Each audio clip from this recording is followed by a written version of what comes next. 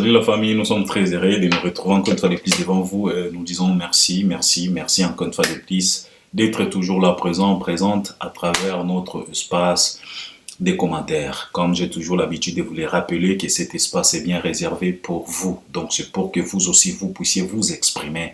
Si tu as des questions, des propositions, des suggestions, des conseils, n'hésite pas. Utilise cet espace. Mais avant tout, pose-toi d'abord la question de savoir si tu es abonné. Si pas encore, c'est juste en bas dans les coins, tu cliques, tu t'abonnes, tu actives aussi la cloche des notifications, likez, partagez aussi les liens de nos vidéos, c'est très important. C'est pour que d'autres personnes puissent nous découvrir à travers ton partage. Donc, il faut toujours le faire. Là, tu peux déjà liker et puis regarder aussi nos vidéos jusqu'à la fin. Ça aussi, c'est très important. Et puis par après, si tu voulais commenter par rapport à oyo tokoloba awa na oyo toko décortiquer na oyo toko développer, en tout cas, tu nous laisses un commentaire sur cet espace. Alors, comme d'habitude, c'est l'actualité qui fait à ce que nous nous présentons encore une fois de plus devant vous. C'est la raison pour laquelle nous sommes là. Et comme d'habitude, il y a de ces sujets qu'on m'a proposé de parler, de décortiquer. Il s'agit de l'album de notre vieux Koffi Olomide, Légende. Je discutais avec pas mal de fanatiques de notre vieux Mopao Mokonzi. Ils m'ont appelé, ils m'ont écrit en disant qu'Albert, Bino Bolobakao, via Sila, Esko Moni Pena, Platinum Oyo, Esko Yoki déjà Banzembo, Esko Yoki album. Et non pas album na bino wana bana mike wana bafali pupa wana banzembo ba de la renta ba bibi wana esko yoki déjà légende. Alors je leur ai répondu en disant que oui, nayoki déjà légende. Alors ils m'ont dit quand même de décortiquer, de parler, d'être sincère.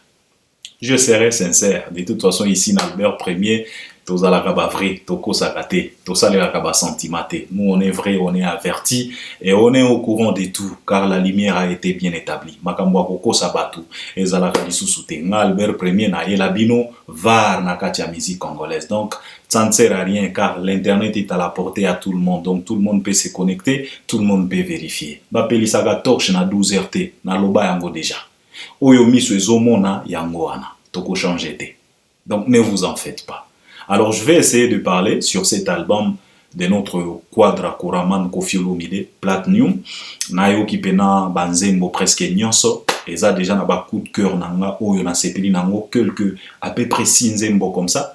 Et on a zoyoka pena na zoyoka et puis na zo sepela parce qu'il y a la différence entre koyoka na ko sepela. Tu peux écouter quelque chose sans pour autant être convaincu, mais tango na yoki na sepeli. Et alors, il y a aussi le passage de notre vieux Bendoson et pas Tabou, Marc Tabou, na Vienabiso Adilondole. Batubalobi, Albert, tu peux dire quelque chose par rapport à Oyo vieux Bendo à dégager dans plateau. Je vais essayer de parler parce qu'il y a quelques 2-3 trucs Oyo Pena et Tikenga et j'ai été surpris à Holanda Bendo. Je me suis posé vraiment beaucoup de questions parce que nabanda kokanisate azalaka na ba mo aligné wana.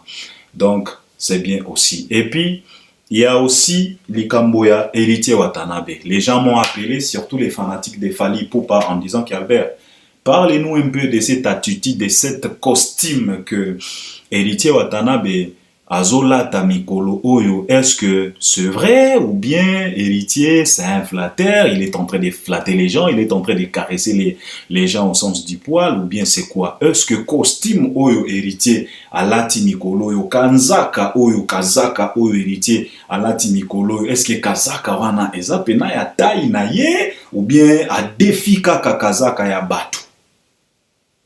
Je vais essayer de parler et ce qui t'a permettre toko toucher pe ba paramètre mon sous. Alors si on commence avec notre vieux quadra Koraman Lerambo, vieil hippodrome, le maître des doubles de mer comme se surnomme lui-même, le mire des lamentations comme il aime toujours se qualifier. Il nous a rappelé ça même à travers cet album, à travers quelques chansons. Il nous a rappelé encore une fois de plus qu'on ne doit pas oublier que c'est lui le mire des lamentations. Alors, les fanatiques de vieux Kofi Olomide m'ont appelé pour dire que non, Albert, Bino Bolobakao, Kofi Asila, Kofi Boye, Kofi Fale, Komi Kobeta, un album, ceci, cela, yo album, yo platinum, et puis, loba nan ou loba vérité. Est-ce que formule c'était Koki côté les ma devant album moya Kofi? Vous savez, premièrement, Albert Ier, j'ai toujours dit que Bison ne tosa la erreur. Yakola ki sa grand-mère na biso, ndenge nini basale la ka TikTok.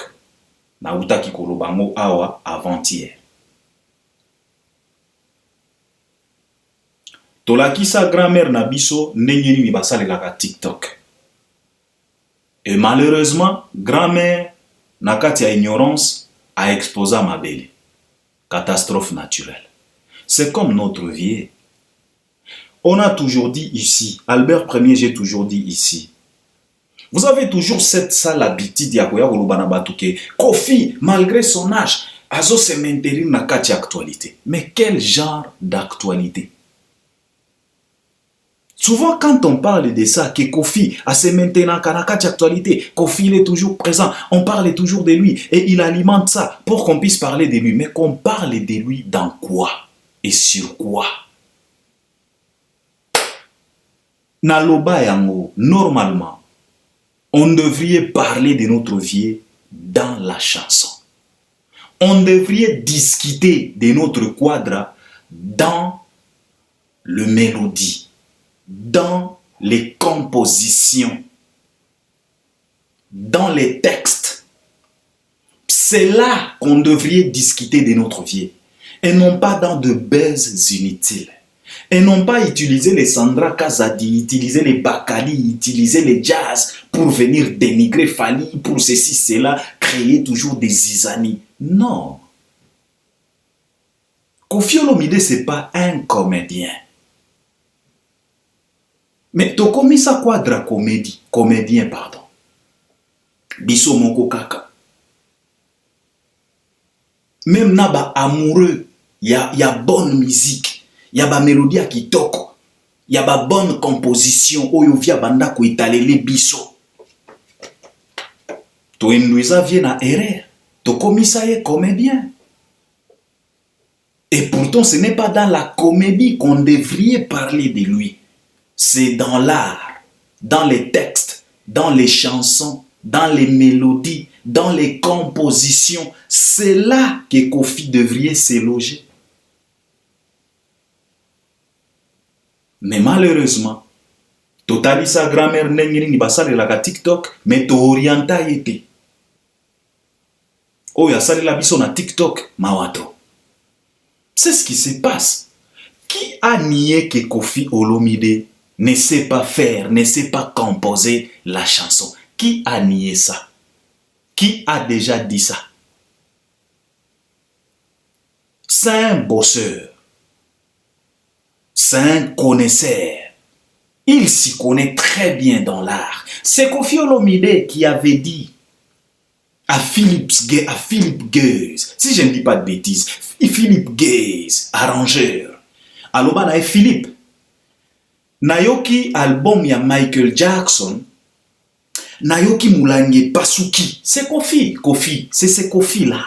Oyo asenga na Philippe Guèze en disant que effet wana na lingi effet wana eko taper na album nanga. To retrouva effet wana na album a Kofi na kati ya nzembo Classe Tendresse. Kendo yoka nzembo ya Classe Tendresse okoyoka et pasukeli ya Moulangi wana. C'était les Kofi Olomide. Et c'est celui-là qu'on avait besoin. Et non pas Kofi oyo ya babez. Et non pas Kofi oyo ya ko traîner na batuloko la babakali. Et non pas Kofi oyo ya ko alimenter ba polémique ça et là. Non. Et non pas Kofi ya ba Israël Mutombo kamolo bawana. Non. Biso toza na besoin na Kofi ya ba Willy Bula. Tango bazo embela biso ba petite sœur. Ba Classe Tendresse, Kofi ya ba Mudogwa barambwa. Toti Totikala konie savoir ya viete, yo konie savoir a Kofi na ndengeni.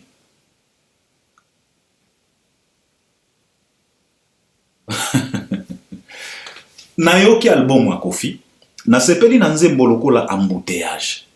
Suka na chanson.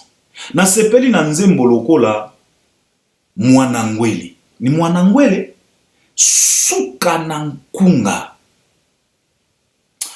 Mopao ayembelinga aleli na ba façon moko boye. Ah, Mopao, les grands Mopao. Na yoki Mwanangwele na lobi Mopao, tu étais où notre vieil? Hein? Tu te perdu dans ba TikTok. Kofi azolela, yana parti moko azolela. Aso yemba ndenge nini. Mwana présence na yo paranga eza solution ba malheur ba souffrance bo mwana ekoma.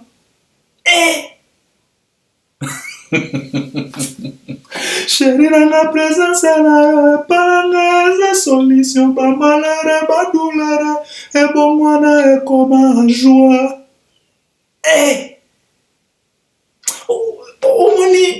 Omoni biso tozalaka na ba makambo awa tolobaka faire grand chanter. Est-ce que faire l'équipe na Kofi na koyemba? Bogoloba na ngao Albert Obandi maboma. Moi je vous pose d'abord la question. Est-ce que faire l'équipe na Kofi na koyemba? Parce qu'il y a la différence entre la voix et chanter.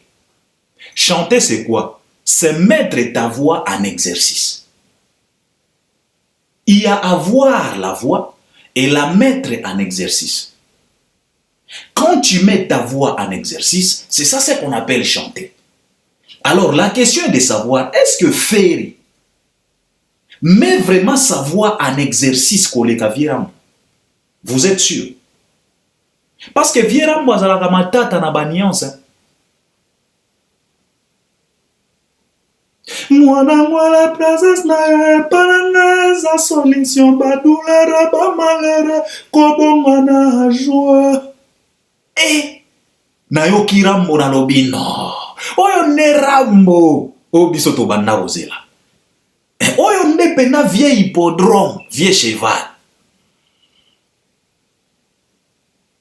Na yo ki Mwanangwele suka na chant. Na yo ki Nathalie Bumba beautiful. Nayoki le 13 octobre, la chanson dédiée à Maman Mi.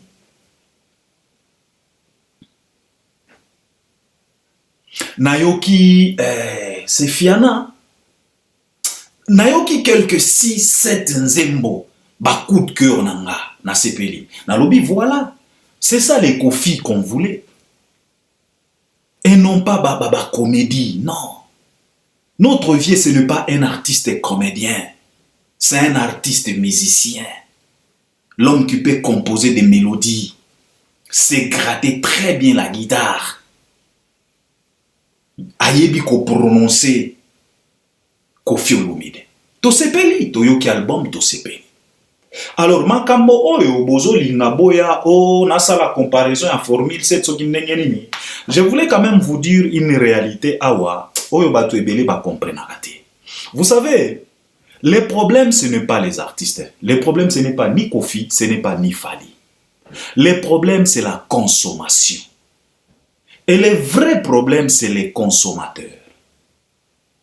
En fait, c'est ça le problème. Parce que tu peux dire tout ce que tu veux, que Kofi est largement au-dessus à Fally. Oh, Kofi a yebi composition, parce que fanatique moka Kofi a benginga olobi na Albert, tu ne peux pas même oser de faire la comparaison entre texte ya Kofi na texte ya Fally. Na lobi na ya bon, tu es sûr, alobi na nga est certain, il suffit tout simplement d'aller écouter cet album yo moko comprendre. Mais moi je vais vous dévoiler une chose. La musique, hein, c'est de la politique. L'industrie, c'est de la politique. Il faut d'abord qu'on maîtrise la politique. Et ça, système mobimba. Parce que la musique aujourd'hui, c'est du business. Et là où il y a le business, calcul et kotaka, vouloir ou pas. Et ce qui calcule les koti, bah, qu'on crée système pour la bénéfique. C'est là où maintenant ça devient compliqué. C'est là où maintenant ça complique plusieurs personnes. Ceux qui ont comprendre été, mon cher ami, tu peux nous ramener des inspirations moko extraordinaires dans tes textes. Mais ceux qui n'ont comprendre été, là où tu dois exposer ta musique, Okolela kaka. C'est ce que les gens doivent comprendre et c'est ce que je voulais vous expliquer ici. Biloba fanatique à Kofi. Ne cherchez pas à comparer les marchandises de Fally et les marchandises de Kofi. Non. Parce que Fally n'expose pas marchandises naye bisika moko na Kofi. Alors vente kozala ndenge moko te. Recette kozala ndenge moko te. Parce que eza produit moko te. Exposition eza moko te. Bisika ya exposition eza moko te. Bokolo bananga non Albert Premier Kofi pe amemi album na Fnac. Kofi pe atiaka banzembo na ye na ba plateforme. Non. Tango nazolo ba bisika, ce n'est pas ça. Nauchi koloba na bino awa, le problème c'est la consommation. Et le vrai problème c'est les consommateurs. C'est ça. Tu exposes produit nayo chez quel genre de consommateur. Omoni ba vierambo, ba album na bango, eza lokola, ofungoli restaurant ya Makayabu, na quartier ya batu oyo babela attention. Est-ce que bakoko tapena na restaurant na yo? Parce que mutu oyo abela attention, tension ezalaka likolo. Ezalaka toujours na tendance à komata. Bapekisaka e mungwa. Et pourtant Makayabu, kuna nde makambo ya mungwa. Sikoyo ba album, il faut comprendre eloko yo parce qu'il y a ba métaphore, il faut tout comprendre. Ce n'est pas tout simplement venir comparer, non. C'est l'exposition, tu vends ou produit na yo. Tu proposes, oso proposer, omoni ba album abave quoi, ata soka yembi ndenge nini bako papa, Makayabu, ata soko lambi yango ndenge nini, ata soko prepare yango ndenge nini, mutu oyo abelaka attention akolia te, pona mungwa. C'est interdit. Omoni ba album abave quadra, eza lokola légume pona bana ya ba 13 ans, 14 ans, 15 ans. Ba yebi importance ya légume te na kati ya nzoto ya mutu. Mais mwana mobali oyo mutu oyo akomi na ba 35 ans okende ba 40 ans nde akomi ko comprendre sikoyo importance ya légume. Nde asengaka à chaque repas il faut légume ezala. Et tala buzobo to salaka mingi na ba repas na biso tolingaka bambisi banyama banini ba poulet ezala ebele moi légume moke. Au contraire, légume il faut ezala ebele na batu oyo bakomi na âge moko avancé. Alors ba album ya ba vie quadra eza lokola ozo proposer mwana ya 10 ans, 12 ans, 13 ans ozo proposer ba matembela banini ba légume et ko intéressé yete. Parce que eza recette na yete. Il est encore frais. Akoki kolia ba Makayabu wana sans problème parce que les militaires, les gardes du corps ya nzoto na ye bazana na makasi bakoki ko bunda na mwa dose ya mungwa. Mwana ya 10 ans ata soko proposer légumes ya ndenge nini olambi yango soki ndenge nini et ko intéressé yete mais ce qui au présenté musuni a kozala intéressé ce qui au présenté moi mbisi ya kokalinga a kozala intéressé au présenté ba biloko na ba sucre ba sukali ba mafuta il est intéressé parce que azanano mais légumes pour na mutu ya ba 40 ans komata c'est très important pour la santé. Yangwana boyo kaka yemoko quadra lobaka ke banzembo na ngai ekomaka elengi soki ekomi akala. C'est pour tout simplement te dire que recette oyo vi azo proposer bato. Azo tia yango na table oyo il fallait pas. Toza na table ya ba jeune, toza na table ya ba vieux. Vieux Quadra, il fallait pas akende ko exposer produit na table ya ba jeune. Bakolia te. Il faut à proposer na table ya batu ya mikolo. Siko yoko banda ko selamante Vieux Quadra bino bolo bakasili yoka nzembo me yoka nzembo bozo linga siko nzembo wana ba yoka ngo wapi na litoi ya jeune ou bien na litoi ya vieux.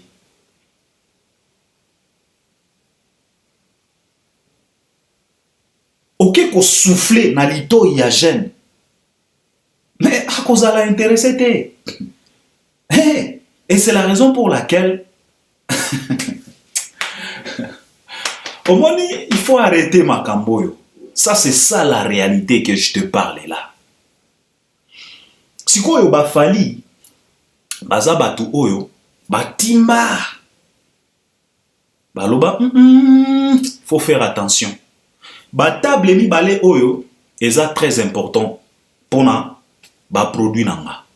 Pour na commerce nanga. Nako bandaka ko proposer bile ya ba oyo na bile ya ba oyo.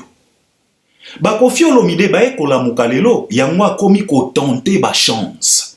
O ekomi kaka ko tenter ba chance, a komi ko proposer quelques repas, quelques recettes ya ba jeune. Ye wana komi ko sala ba featuring na ba Inosbi, ba Gezmawete, ba Davido, ba Karis, ba nani, c'est tenter. Azo tenter kaka. Mais recette na ye eza bien destiné na batu oyo bakomi. Siko ba fali ba timba kala. Yangwana basala ba Tokos Music.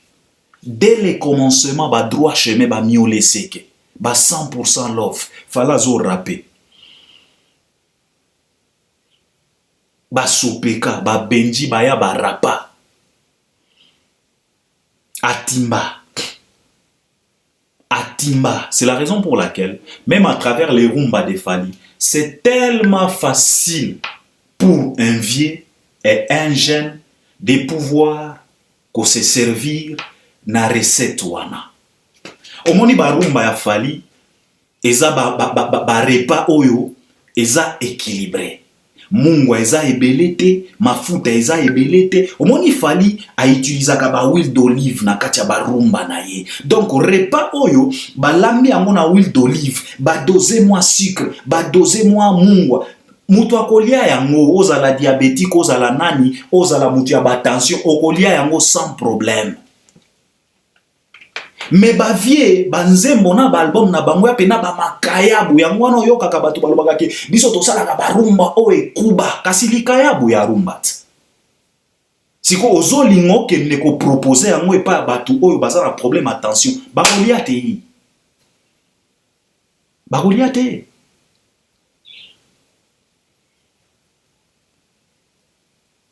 Ba kolia te. Olambi légumes o yo talaka mwana soko lambi pondu otiango awa olambi pe mwa poulet otia yebisa mwana ya kolia yo kanisa kopona pondu jamais de la vie akopona musuni akopona mwa Thompson akopona mwa somo voilà simple que ça. Il n'y a pas question à comparer, non. Il faut qu'on comprenne le marché. Il faut qu'on comprenne le système. C'est la raison pour laquelle Fali a compris. Parce que Fali ne romona Fali a mystique ndekwana. A mystique. Bosa kana ete. Biloko ya goya goloba oh vierambo. Okoki ko comparer formule papa formule c'est eza makambo mususu. Na loba na bino awa Fali asala kabiso métaphore dans la facilité, dans la simplicité. Moi métaphore. Omoni ba Fali eza lokola ba DJ Momboshi. Nzembo oyo bakangela DJ Momboshi papa métaphore oyo eza na kati ya nzembo wana mais dans la facilité, dans la simplicité. Momboshi aye awa lobi na yoke na kati rouge, libanda chocolat, pene pene zamba. Simple. Mutu nyoso akoki koya awa oh na kati rouge, libanda chocolat, pene pene zamba, okiti muke libulu, okiti pe kuna mabulu. okiti lisusu kuna mabulungu. Simple, mais métaphore o elali wana. Tango sikoyo batu bakomi ko comprendre petit à petit métaphore. Bino moko bomona qui est fait. Tiba mema momboshi na prison. C'est comme les Fali. Yo zo seka o bibi okanisi simple, mais métaphore o elali na de la renta.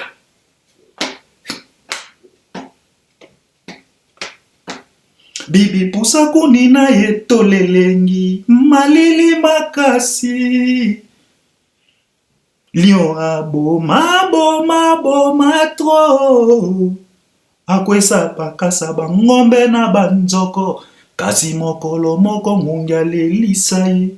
Ozo kanisa ngo simple, ozo benga ngo texte ya bana, mais métaphore elala wana soki oye ko comprendre sikoyo après wana ndoko comprendre.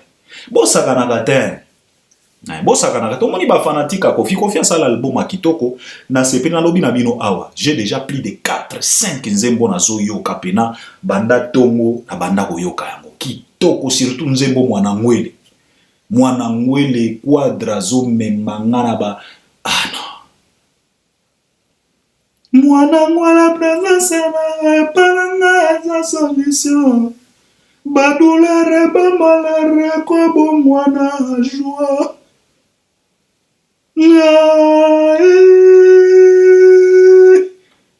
Mwana présence na parangez la solution. Badoulere na bamalere kobo mwana joie. Quadra.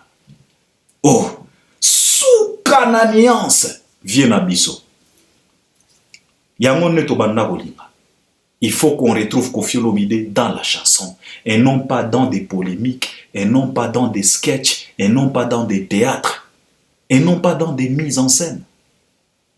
Koffi Olomide ne devrait pas être quelqu'un qui joue un rôle. Non. Il doit être l'acteur principal. Mais aujourd'hui, vient jouer ba rôle belé. Tiba pesi vie rôle ya bouiboui. C'est regrettable. Yango tolobaka awa to interpellaka vie. On doit te retrouver dans l'art, dans la chanson. Banzembo eza kitoko, album eza kitoko, mais makambo ya boloba ko sala succès bobo sana parce que ba recette ya ba vie, ba album ya ba vie et komi ba légumes.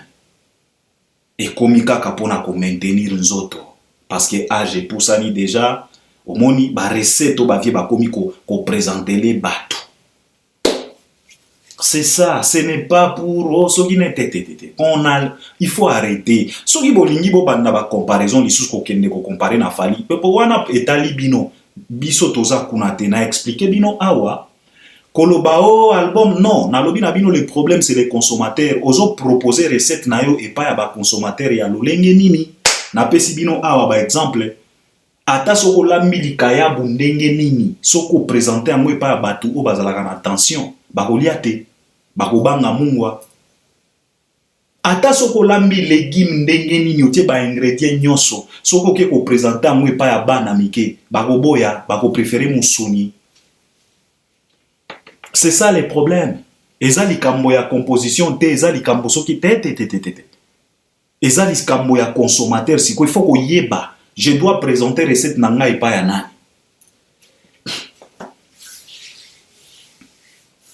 Oyo Fali ayeba kala. Yango beta bango sans problème. Donc c'est de ça qu'il s'agit. Mais je félicite Vieux Quadre, en tout cas je suis tellement fier parce que Banzembo Ezawana Bokende Goyoka Platinum, légende vraiment Platinum, album moko bien, Banzembo Kitoko, en tout cas ba featuring avec Inosbi, avec Gezmawete, en tout cas Banzembo Kitoko. Mama Sipe Ayembi kuna na nenge moka kosangana te, ba artiste pe o bazalaka na quartier latin ba yembi pena na nenga kosangana te. Donc les Koffi les Koffi bo kende bo consommer album ya Vie bo yoka Banzembo bo tika ba buzoba. Bo tika ba mankamba ba comparaison, il y a pas à comparer. Koffi c'est Koffi, Koffi azana ba composition na ye, Fali pe azana ba composition na ye. Omoni bisika oyo Fala te kaka musique na ye, eza bisika moko te oyo Koffi te kaka. Ba consommateur ya Fally, eza ba consommateur ya Quadraté. Alors arrêtez. Allez consommer l'album de votre artiste, votre star, Koffi Olomide, botika Fally Kimia, ape manaye. Simple que ça. Alors, héritier Watanabe, plusieurs warriors, ba fanatiques à Fally, ba loba ki na ngana loba, na développé, na décortiqué, na analysé sur Kazaka oyo héritier Watanabe. Pardon, akomi kolata mikolo yo, est-ce que eza ya taille na ye, eza ya ye, ou bien azo défi sa kaka, dans peu de temps, akozong ni sa Kazaka wana, et pas kolonango. Vous savez, mes chers frères, moi j'ai toujours dit par rapport à Bawenge, omoni makamba Bawenge, moi je ne maîtrise pas trop. Omoni makamba Bawenge, je ne sais pas comment, je l'ai toujours dit.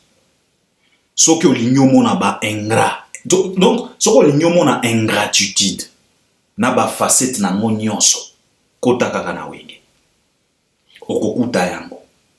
Ce que l'ignomo na impolitesse, kota kaka na wenge, okokuta ba généraux, ba ministre, ba président ya parlement, ba lala kuna.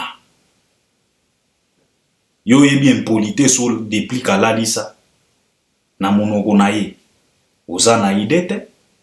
O yebi impolite so batu lokola ba Fabregas, ba fandisa na minoko na bango. Oza na idete. Soki olingi omona hypocrisie na ba degré na nyonso. Kotaka na wingi. Ce sont des hippos na ndenge moko akosakana te. Yo kotaka na wingi. Soki olingi omona jalousie na ba dose na nyonso. Kotaka na wingi. Okokuta yango. Or, héritier aza wingi men. Il nous répète toujours ça. Malgré tout ce que ba vieux rabas ba uti ko saboter awa lobi awa na stade des martyrs. Ba yakita. On nous a appris que non, héritier il a préparé même gâteau parce que ça qui anniversaire Yawera non les 25 yangiama. Ayate balia gâteau bangomoko. Mais malgré ça, héritier il est toujours attaché na makamba ba wingi, na makamba ba wera. Alors un mec comme ça bino sikoyo bozo zela bozo mituna o Kazaka o akomi kolata lelo eske ezaya yete. C'est de l'hypocrisie. C'est de l'hypocrisie. Il faut arrêter. Parce que bino ba fanatique a Fally ngana komi ko mituna eske ba warrior to komi ko mona mikolo eske boza pena ba warrior ou bien ngana komi ko zala na moi doute. Siko ndenge bozo tuna biso boy bolingi bo kende ko s'aligner derrière héritier bo kende ko soutenir pe de sous héritier bino pe bokomi ba nomade et komi kaka soki moto alobi bien a Fally ya eko caresser bino nyonso groupe bokomi ka boye ba nomade sans adresse ngana yebeli ba warrior bongo te et komi ko sala pasi ya mona zo mituna est-ce que on a affaire au warrior ou bien on a affaire aux Gaulois. Parce que Bagolois, au moins koutou Bagolois, comme pona bango mikolo et comme papa Hervé na bango. Bazana makambo mususu te papa Hervé na bango. Bazo kende lisusu pa inonce bité okomona bango e pa ya kofite bazana papa Hervé na bango et bongo bino ba warrior. Qu'est-ce qui se passe? Nani yango a renversé pyramide. Parce que ba warrior rebelle, ba tuninga Albert bozo mona ndenge nini comportement héritier. Mais comportement héritier, vous cherchez comportement héritier bozo luka yango pona nini.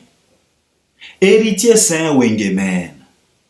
On ne fait pas confiance à un wengeman. Les wenge nous ont tout montré sauf rien.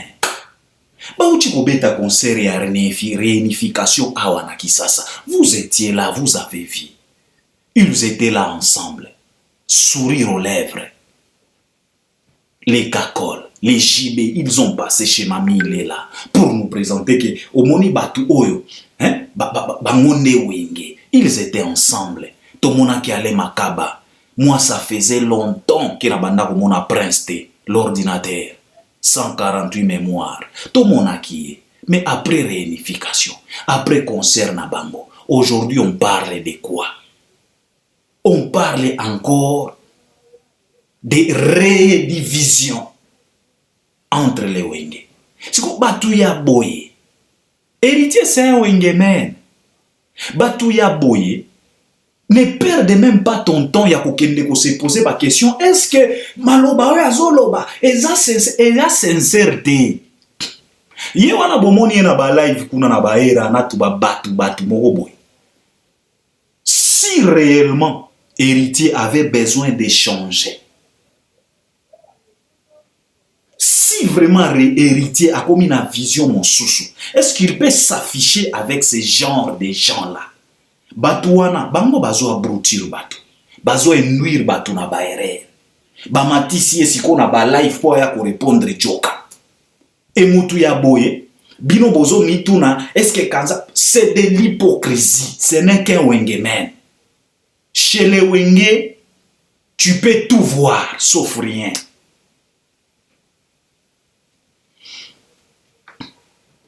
Oh héritier, botika héritier, makambazo sala ayebi.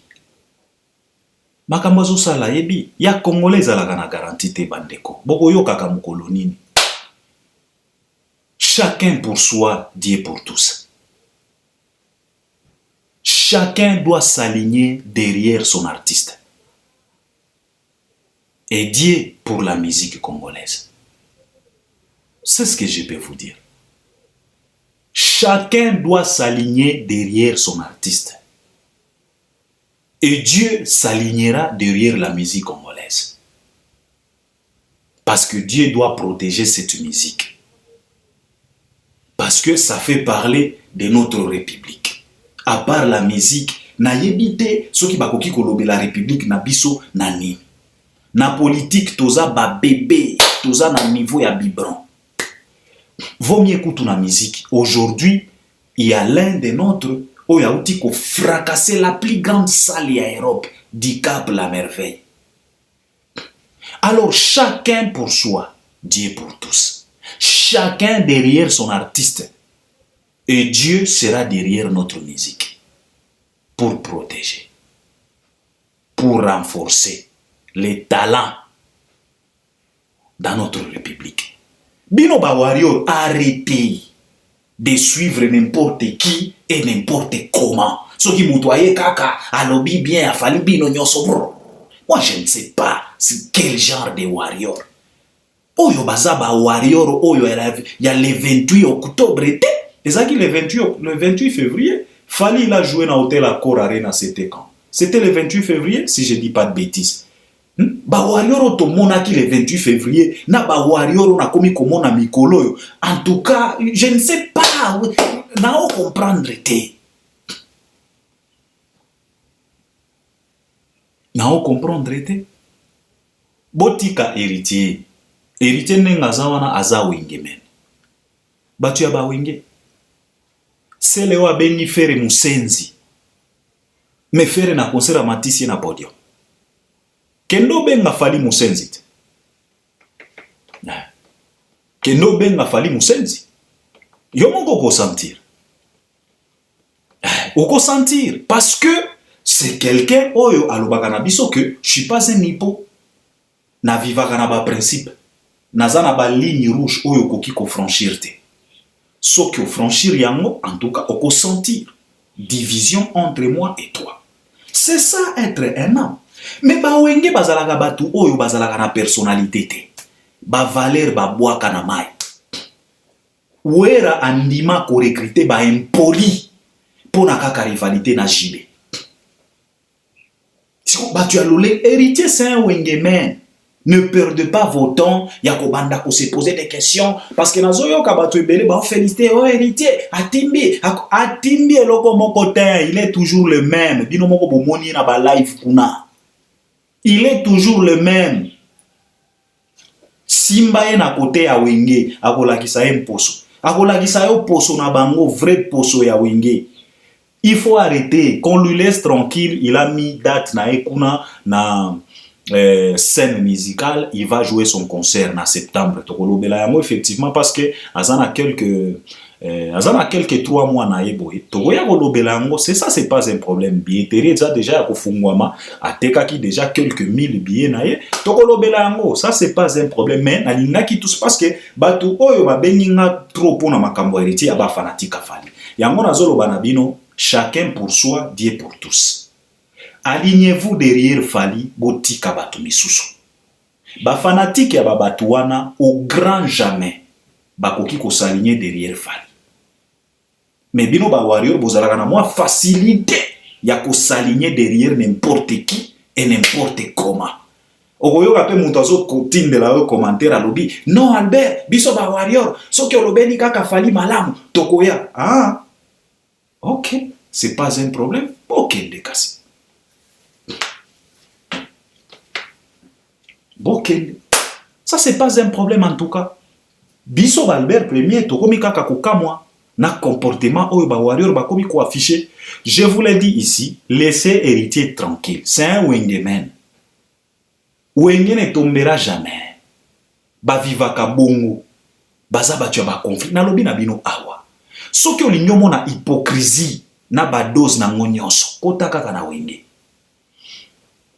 Bisika oyo jibe na wera. Ba telemi na podium bazo yemba banzembo. Me baloba na kate. Wenge. Bango nyonso balati noir na ba maneti na ba bretelle me baloba na kate wenge. Héritier aza wenge men. Alors arrêtez de vous embrouiller pour rien. Oh, héritier a changé ni. Toi tu penses que changer kolongwa na poso ya ki wenge c'est changer juste comme ça? Tu penses? Wenge eza matata, eza molimo, wenge eza esprit. Omoni?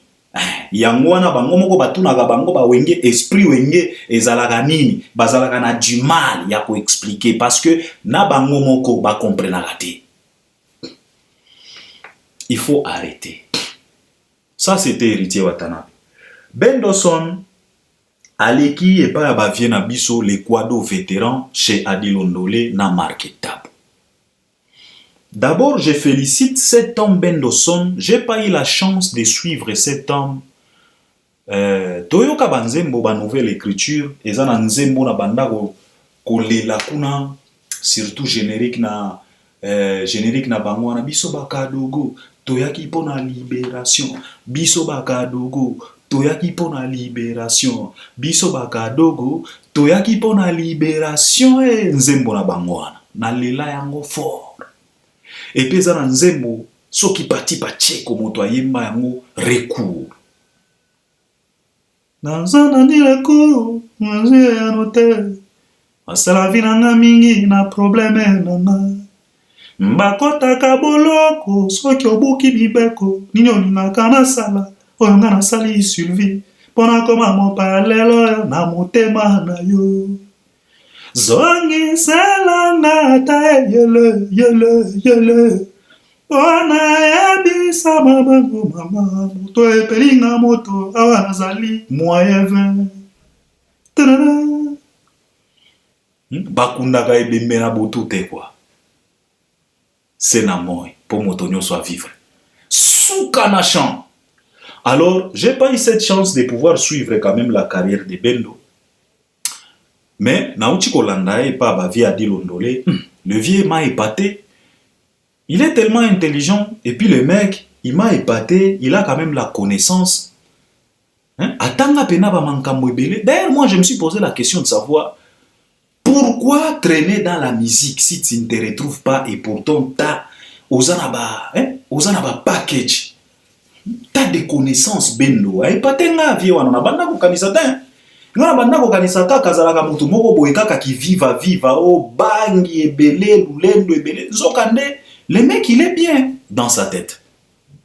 Il est vraiment bien et il m'a épaté. Il m'a épaté na réflexion na ye. En tout cas, il a bien expliqué concernant likambo oyo ya koyemba. Omoni nauti ko tuna bino question awa ya koloba ke est-ce que bino mutu bolobaka ke fera ibi koyemba. Je viens de vous poser la question de savoir est-ce que fera yemba ka koleka Kofi. Nalobi na bino awa, il y a la différence entre chanter et avoir la voix. Chanter, c'est quoi? C'est mettre ta voix en exercice. Tu as la voix, bien sûr, une belle. Mais chante maintenant. Mettre cette voix en exercice. C'est ça ce qu'on appelle chanter. Et avoir des techniques. Bendo alobi likambo moko wana epa ya bakwado vétéran bakangi minoko. Quand Bendo il a essayé d'interpréter la chanson de Fally Ipupa Naufrage. Chanson dédiée à notre mère Nana Ketchup Bafana. Bendo a fridonné a yembi alobi na bango et puis par après bogoloba ke mutu oyo ayembaka boy ayebi koyemba te. Ba nuance ya boy, ba technique ya boy.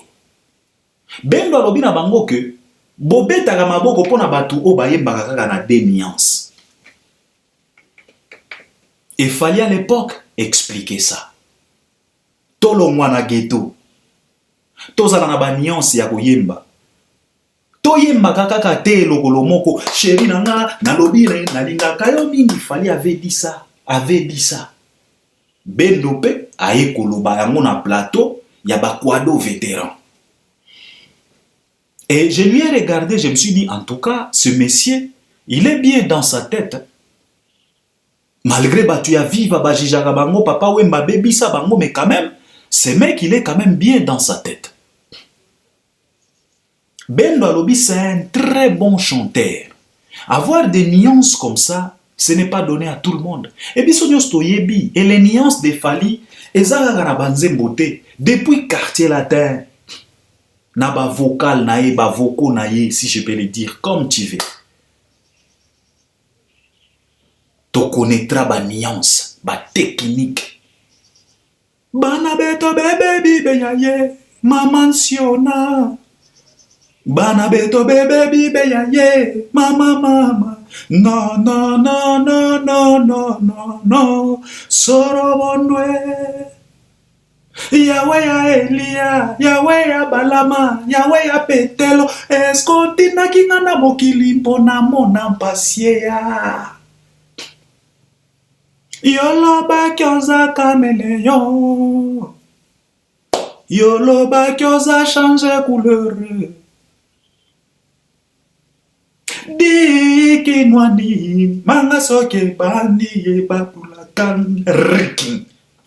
Naza ke mamona matakita mela trigin mela skole jamu kenye modoko botegola brum mela skole tiki brum skole mbekiye ni trin skole mbeye.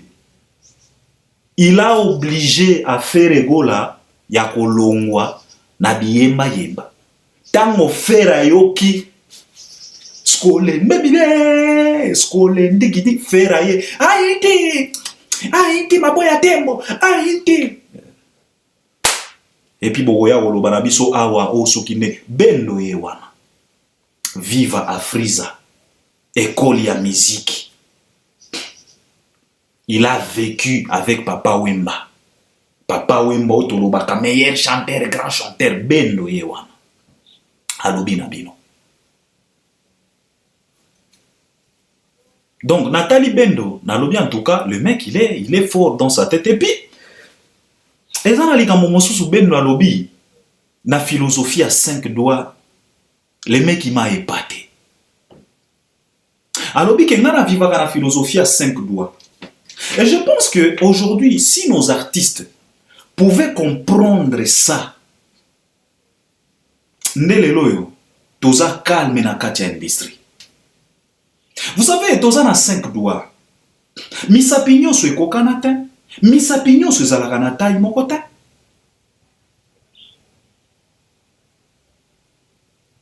En tout cas, Bendo, non, merci mon grand frère, parce que j'ai médité sur ça.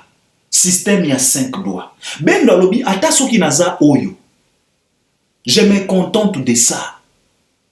Nakolinga te nazala oyo. Nakolinga te nazala oyo, nga naza oyo, et je me contente de ça. Nakoki pe ko envier oyo te, parce que naebi très bien que biso nyonso toza scotché, toza collé na loboko moko. Vous cherchez à tuer Fally, pourquoi? Bozabino nyonso na kati ya industrie. Même si lui, il est en avance que vous. Contentez-vous na oyo bozomona. En tout cas, vieux Bendo, merci beaucoup. Tu m'as épaté. Système à 5 doigts. Ata soki naza oyo. Azalaka lokola aza ye moko kote na ye. Mais Keba aza na rôle moko très important. Et bango nyonso baza attaché kaka na loboko moko. Soki olingi beta likofi bango nyonso. Po beta likofi. Yo okobeta likofi boye. Okobeta likofi boye te. Yo okobeta likofi boye. Okobeta likofi boye te. Likofi babeta kango boye. Alors ne soyez pas complexés.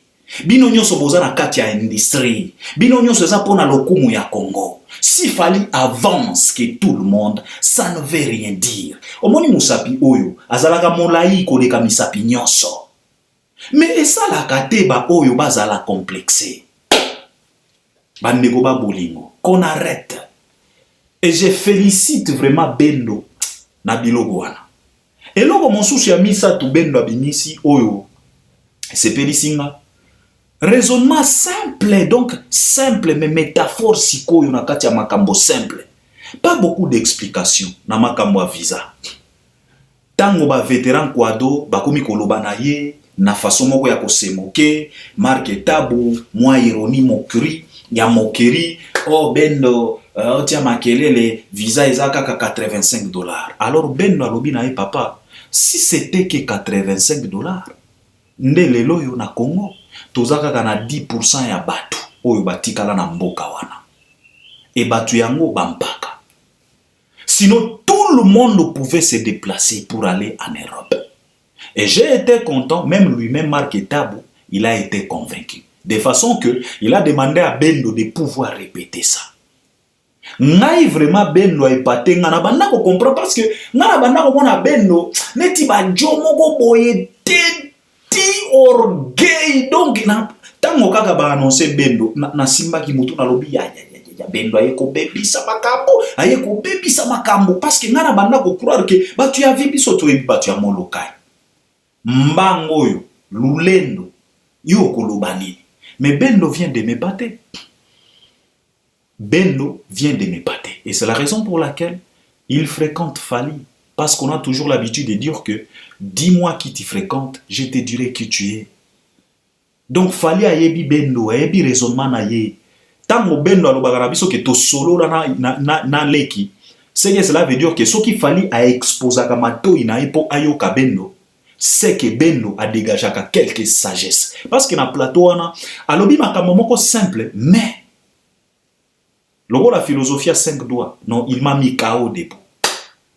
Il m'a mis KO debout. Totika complexe na musique na biso. Totika complexe na musique na biso.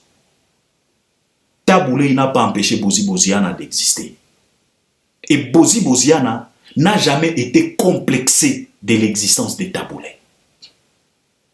Franco n'a jamais interdit Madilou d'exister. Et Madilou n'a jamais été complexé de l'existence de Franco. Lutumba Simaro n'a jamais privé la chance à Papa Wemba d'exister. Et Papa Wemba n'a jamais été complexé de l'existence de Lutumba Simaro. Mais au jour d'aujourd'hui, l'existence, le progrès de Fally rend bête tout le monde. Et on se pose la question de savoir pourquoi. Bendo alobi na biso tozala na système ya 5 doigts. Bazalaka na taille moko te. Mais bango nyonso bazalaka na loboko moko. C'est très profond.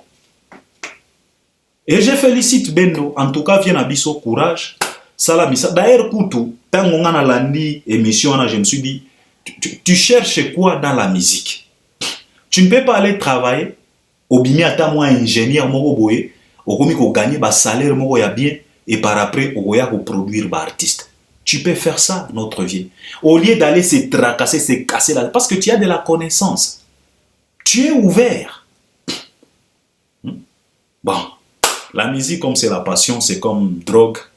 Potika yango, c'est tellement compliqué. Mais j'ai été tellement fier de cet homme Bendo Son et j'ai dit vraiment merci. Na ba passage, tous en a besoin ya batu loko la ba bendo, ba réflexion ana, omoni, au développer makambo moko ya bien. Au répondre na makambo ba visa. Oh, eza simple, $85. Ok. Et bolongwa kasikint. Congolais nyonso akenda futa $85. Aya poto total.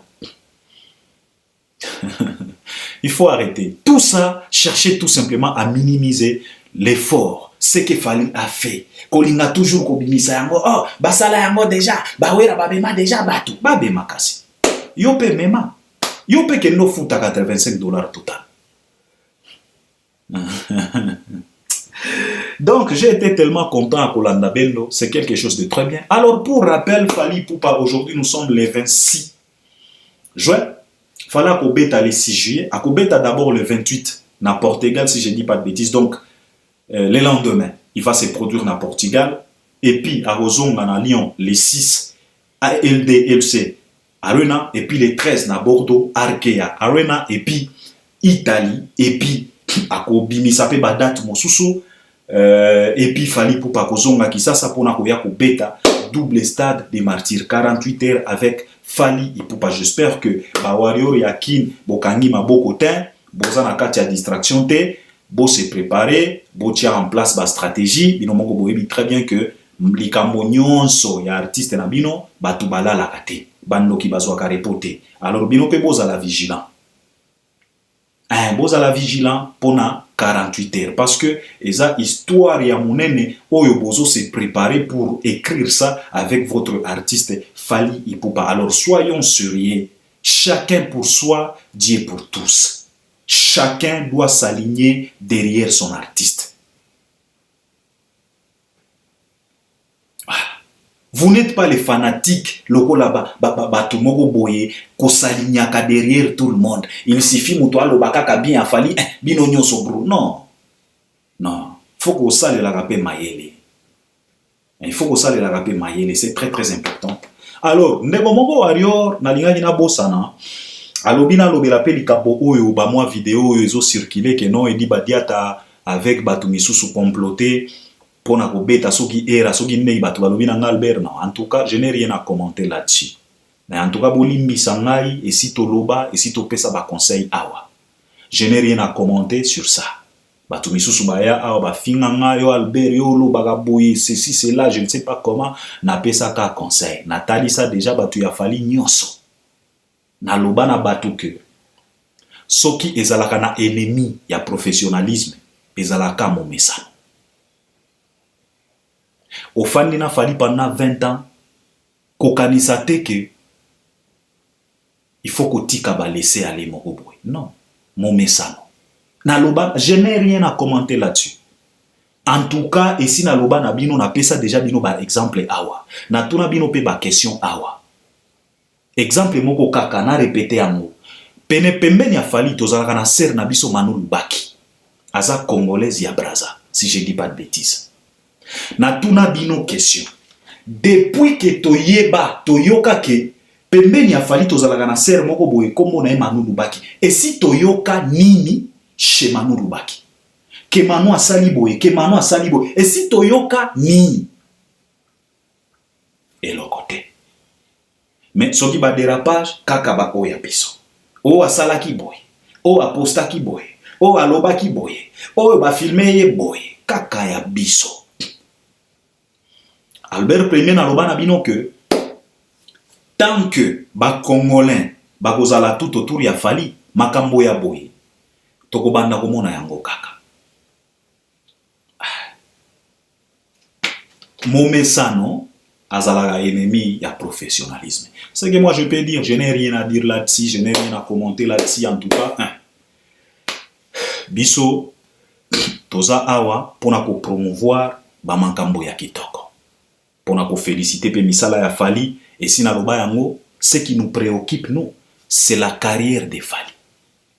Ce n'est ni Madina, ce n'est ni Mano, ce n'est ni qui que ce soit. C'est la carrière de Fally. Parce que ce qui carrière wana ezate. tokoya kosambrie awa pona nini? Alors soki bato bazo estimer que carrière oyo il faut ebeba kaka, tokosala nini? Donc c'est ce que moi je peux dire. Je pense qu'on est ensemble. Je pense que vous allez m'accompagner à travers les commentaires. À la prochaine. Merci beaucoup.